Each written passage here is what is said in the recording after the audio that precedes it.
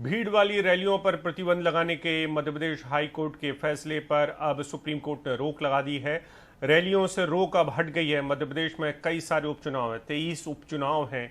एक तरीके से मिनी विधानसभा चुनाव हो रहा है और ऐसे में मध्य प्रदेश की जो ग्वालियर खंडपीठ है हाई कोर्ट की, उसने ये रोक लगा दी थी। एक वकील गए थे उन्होंने, और अभी दरअसल 5 दिन ही बचे हैं और ये आदेश चुनाव प्रक्रिया को पंगु बना देता है, ऐसा चुनाव आयोग ने कहा है। गृह मंत्रालय के दिशा निर्देशों का पालन किया जा रहा है, ऐसा चुनाव आयोग का कहना है। और जानकारी के लिए हमारे साथ हमारे साथी आशीष भार्गव है, हमारे लीगल अफेयर्स एडिटर। आशीष, बताएं कि तर्क क्या दिए गए, क्योंकि सुप्रीम कोर्ट खुद भी कोरोना को लेकर चिंतित था। हमने देखा था कि किस तरीके से कोरोना को लेकर उन्होंने पुरी की रथ यात्रा को लेकर बाकायदा गाइडलाइंस जारी किए थे, लेकिन अब वो यहां पर इस तरीके की रोक पर क्यों तैयार हो गए, उन्होंने क्या तर्क दिए? जी देखिए, यहाँ पर सुप्रीम कोर्ट में चुनाव आयोग का ये कहना था कि वो संवैधानिक संस्था है, संविधान ने उसको ताकत दी है, निष्पक्ष और स्वतंत्र चुनाव कराने की जिम्मेदारी और जवाबदेही वो चुनाव आयोग की है। किस तरीके से रैली कराई जाए, चुनावी सभाएं कैसे हों, ये तमाम चीजें जो हैं ये उसके डोमेन में है। अदालत को, हाईकोर्ट को इन मामलों में दखल नहीं देना चाहिए। उन चुनाव आयोग ने यह भी कहा था कि वो जो गृह मंत्रालय ने जो प्रोटोकॉल बनाए हैं कोविड को लेकर, उनका पालन करवा रहे हैं और उस तरीके से चुनाव करा रहे हैं। तो लिहाजा इस दलील को मान लिया सुप्रीम कोर्ट ने, और सुप्रीम कोर्ट ने कहा कि हाई कोर्ट को दखल नहीं देना चाहिए था इस मुद्दे पर, हाई कोर्ट को कॉल नहीं लेनी चाहिए थी।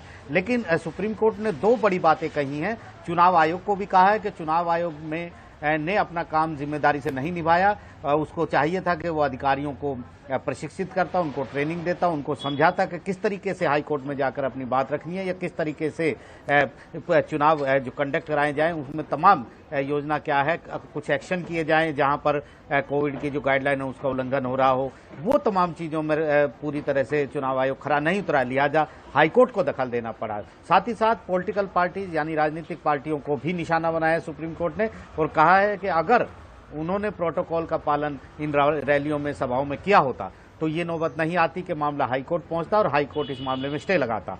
तो लिहाजा अब पूरा जो मामला है वो चुनाव आयोग पर छोड़ दिया है और कहा है कि चुनाव आयोग खुद निर्णय ले कि किस तरीके से सभाएं करानी है, क्योंकि 3 नवंबर को चुनाव है, 5 या 6 ही दिन बचे हैं, ज्यादा दिन है नहीं प्रचार में। तो एक बड़ी जीत यहाँ पर चुनाव आयोग की है, जो ये लगातार ये कह रहा था कि ये उसके डोमेन में है और इस तरीके से व्यवस्था को प्रभावित हाईकोर्ट नहीं कर सकता। हाईकोर्ट के फैसले पर रोक लग गई है।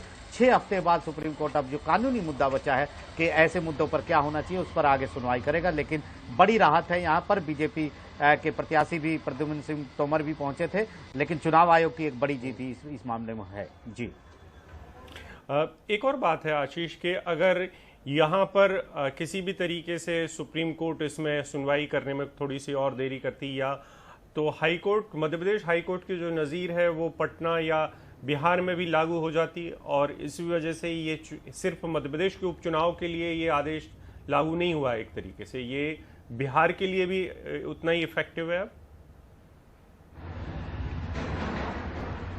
जी नहीं, देखिए ये बिहार के लिए बिल्कुल नहीं है, क्योंकि जुडिक्शन जो है, क्षेत्राधिकार, वो मध्य प्रदेश हाईकोर्ट का मध्य प्रदेश तक है, वो बिहार में लागू नहीं होगा। हर राज्य में अपने हाईकोर्ट्स हैं जिनका जुडिक्शन उनका स्टेट होता है। सिर्फ और सिर्फ एक सुप्रीम कोर्ट है जिसका जुडिक्शन पूरा देश है, क्योंकि वो देश की सबसे बड़ी अदालत है। हाँ, लेकिन आशीष, मेरा सवाल ये था कि मेरा सवाल सुप्रीम कोर्ट का था कि सुप्रीम कोर्ट ने जो चुनाव आयोग को अभी जो बातें कही हैं, वो चूंकि चुनाव आयोग को कही, एक संस्था को कही है, तो वो किसी राज्य विशेष के लिए अकेले कही गई हैं या फिर वो बिहार में भी वैसे ही लागू कराना है जैसे मध्य प्रदेश में लागू कराना है? जी, मेरा सवाल शायद ये था। जी बिल्कुल, देखिए यहाँ पर जी नहीं, लेकिन सवाल ये है कि सुप्रीम कोर्ट ने जो कहा है वो हमेशा पूरे देश में जो भी सुप्रीम कोर्ट किसी भी मुद्दे पर कहता है वो ले डाउन करता है एक लॉ, एक कानून। तो आज सुप्रीम कोर्ट ने ये बताया है कि इस तरीके से मामलों में, हालांकि पहले भी संवैधानिक पीठ के जजमेंट हैं कि ज्यादा दखल अदालतों को नहीं देना चाहिए चुनाव आयोग के काम में, लेकिन कोविड की स्थिति हर बार नहीं थी उस समय। इस समय मामला और सिर्फ कोविड को लेकर था कि वर्चुअल रैली कराई जाए, ना कि फिजिकल रैली।